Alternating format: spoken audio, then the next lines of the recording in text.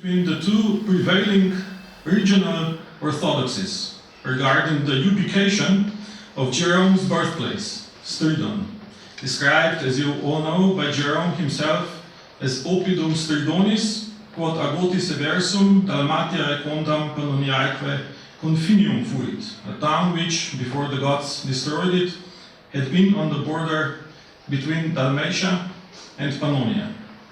It is an age-old and vexed question, and studies such as the 1752 book titled Natale Solum Magni Ecclesiae Doctoris Sancti Hieronymi in Rederibus Stridonis Occultatum have barely scratched the surface of this complexity. To make the long story short, there are two local schools of thought. One of them tends to pinpoint this elusive settlement among the hills which we visited yesterday.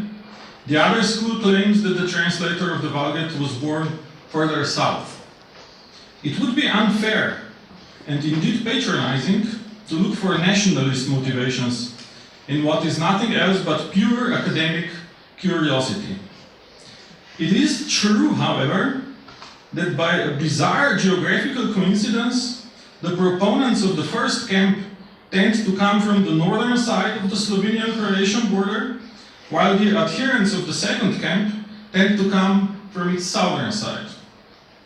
It took 3 days of intense and frequently passionate deliberations and a neutral scholar from across the pond to provide a convincing solution. But I'm happy to report that after centuries, scholarly consensus has finally emerged.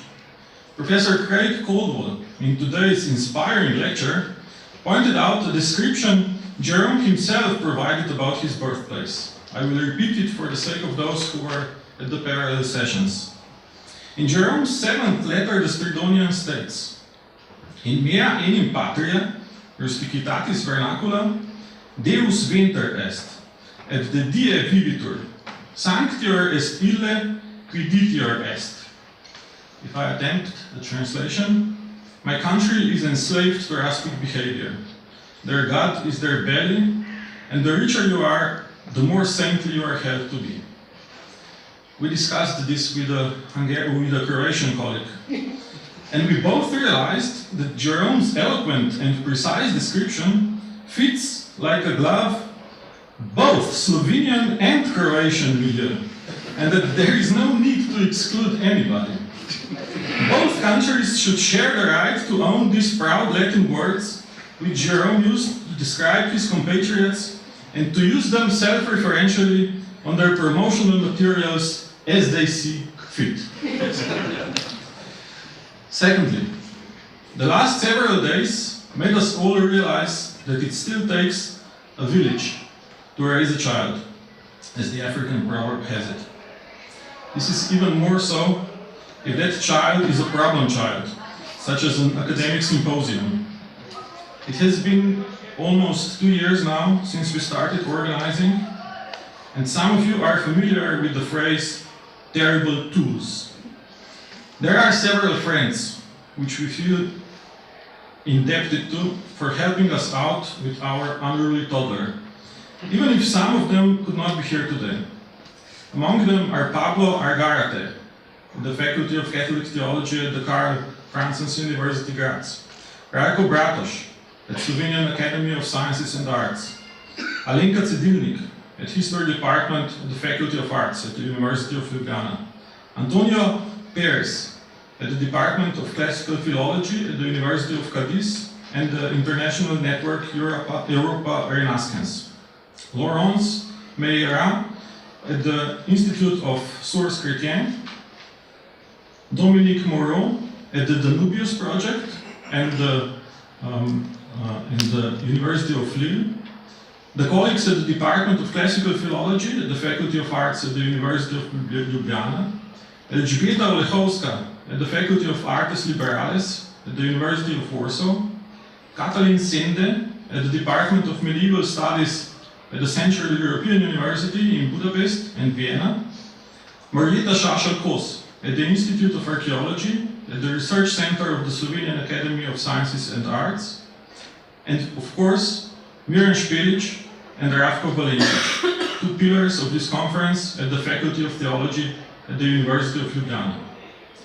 There is, however, one very young village elder that bore a lion's share of responsibilities for this child and deserves to be mentioned outside of alphabet.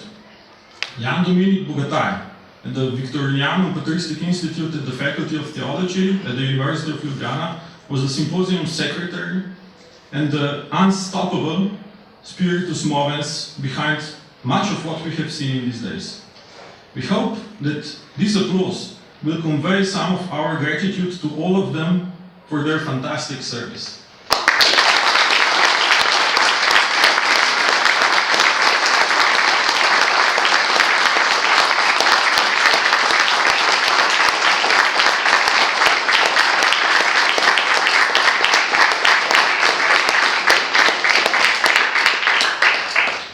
Speaking of African proverbs, this is perhaps the time to mention the story of Cornelia Africana, the mother of the Gracchi. You all know the story about her friends who questioned Cornelia about her mode of dress and personal adornment. They were surprised by her lack of jewelry and her dress, which was far more simple and understated than was usual for a woman of her rank and her station.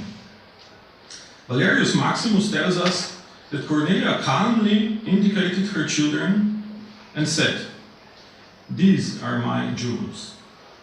This symposium would not have been possible without our incredible students, who made sure everything ran smoothly. Even more, they did it with flair, with panache, and with style. I do not dare to mention any names, because there were so many, on several locations at once, while my own humble capabilities of bilocation are still very limited, and I would certainly miss and forget some. I promise that I will get the list and thank them in person, but for the time being, please join me in a particularly warm round of applause and perhaps stomping of feet. As Cornelia Africana would say, "Haec ornamenta sunt noster."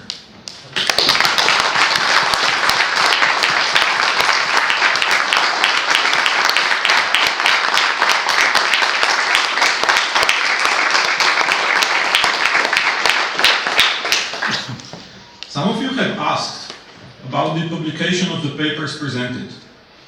Obviously, there will be a meticulous review process, and it is true that we were surprised and humbled by the astonishing response to our call for papers. But we had discussed this in our organizing committee and started searching for additional funds. So we have decided that we will make an extra effort to see all the papers that will satisfy the academic requirements will be published, in order to keep this dazzling coat of many colors available to Jerome scholars that were not able to make it to Ljubljana. We're all looking forward to reading your thought-provoking papers, stylistically polished, with full footnotes and bibliographies, soon and very soon. And finally, it's you. We all want to thank you, the participants. It was your extraordinary response that made the experience of these past few days possible. It felt that you have brought the warmth of community in the light of knowledge. I'm not even sure that this is a mere worn-out and hackneyed metaphor. I checked the weather report, and while tomorrow, on the day of the excursion, it will be ridiculously sunny and 22 degrees Celsius, on Monday, when you will be leaving, the temperatures will actually plummet. And on Tuesday, with all of you gone, all that Ljubljana will have to offer will be clouds and mere 9 degrees Celsius.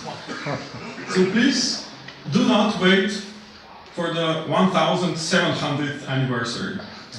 Bring back some of your research light before that. And the next time you will be in the region, please do not be strangers. You will always be welcomed with open arms.